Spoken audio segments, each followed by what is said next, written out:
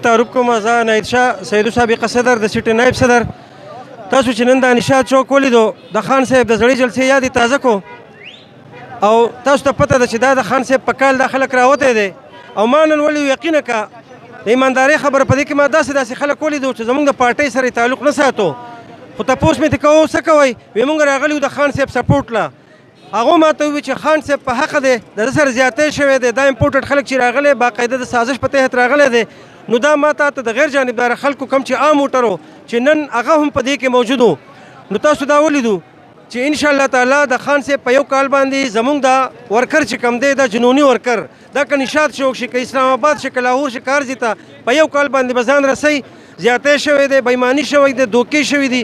او دا امپورټډ وزیر اعظم چې دی دا مونږ هیڅکله هم نه تسلیمو او انشاءالله تعالی دا احتجاج دا به دغه شانتې شروع یقینا دا به شروع زموږ سره پکې نور خلک هم دی، زموږ سره ورسیز پاکستاني هم دي.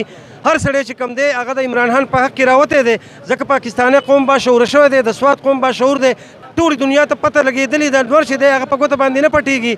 نو زه ستاسو د میډیا د خپلو ملګرو ډېر زیات مشکور یم، د خپلو مشرانو په کال به انشاءالله تعالی مونږ هر ټایم اني ټایم حاضر یو، مونږ د مال جان د هر څه قربانۍ ته بالکل تیار یو. زمونږ هغه جذبه د 26 کالو نه نوره هم زیاته چې ده هغه نن سیوا شوې ده، ځکه چې زمونږ خان صاحب نن سبا زمونږ لیډر نه دی بلکې عالمي لیډر دی او دی چې د دې کرسۍ نه په یو سازش په تحت کوز کړی شو.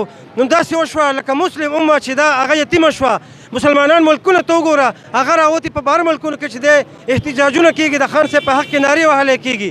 نو یقینا خان صاحب چې دی هغه نه د پاکستان بلکې د مسلم امه چې دی د ثابت دنیا هغه لیډر دی. انشاءالله تعالی ډېر زر ده چې خان صاحب په بار اکثریت سره د دې عوامو په طاقت سره د الله تعالی په مهربانۍ سره بیا دغه مسند ته راولو او هغه ویژن چې دی انشاءالله تعالی زموږ د خودۍ زموږ د ازادۍ او زموږ آزاد خارجه پالیسي چې ده انشاءالله تعالی هغه به قایموي. بسم الله الرحمن الرحیم ایاک نعبد و ایاک نستعین. منګلو با غلامی نه کو، غلامی نه یو پر ګټو پر کو او په برامل کې غلام کو چا وځي په منګ غلامانو منګ غلامانو عمران خان نه ځان غلام وای نه منګ ته غلام وای نه عمران خان الکه ما د غلام نه وای غریب چره ما د غلام نه وای ځان د غلام نه وای. انشاءالله زمونږ هېڅ نه پکار اولا غولي نه پکار ټوټوکې کوي او انشاءالله موږ وزیر اعظم عمران خان غواړو. بس والسلام. چې د پی ټي آی ورکر هغه ورکر دی چې دی په خپل وینم نه دی خو د عمران خان او د پاکستان سره مخلص دی او د هغې وجه نن تاسو وینئ چې په دې چوک کې نن ځای نشته. د پی کې 6 نه دومره خلک راغلی چې را روان دي را رسېدلي لري او زه په دې ټایم کې زموږ د نوجوان زموږ د ینګ د انرجیټک د تحصیل د ناظم شیخ کاشف خان انتهایی مشکور یم چې موږ ورته وختي میسج وکړو چې بالکل چې په جلوس کې به ځو او دومره جلوس دی چې زموږ د ګاډو له اوسه پورې پارکینګ نه دی میلاو شوی. نو ستاسو ډېره مننه، ستاسو ډېره مننه. د دې نه بعد زه کاشف خان ته خواست کوم چې د خپلو خیالاتو اظهار وکړي. هلته خو یې وکړو چونکې ګڼه ډېره زیاته ده. کاشف خان. بسم الله الرحمن الرحیم. د ټولو ناول زه د پاکستان تحریک انصاف د ټولو کارکنانو ډېره شکریا ادا کوم.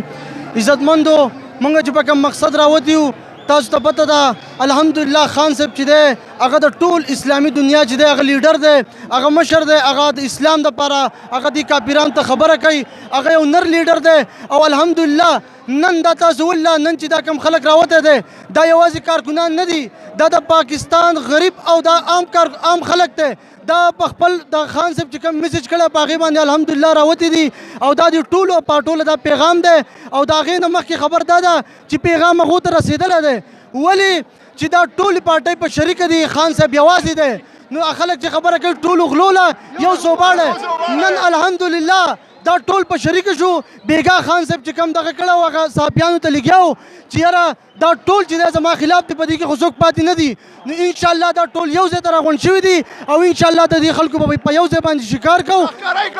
دغه شانتې زموږ ټول عام عوام راوته دا تاسو وګورئ دا کارکنان یوازې د تحریک انصاف نه دي، دا هغه خلک دی چې دا په اسلام مین خلک دی، دا په خان صاحب مین خلک دی، دا په دې خپل ملک باندې مین خلک دی.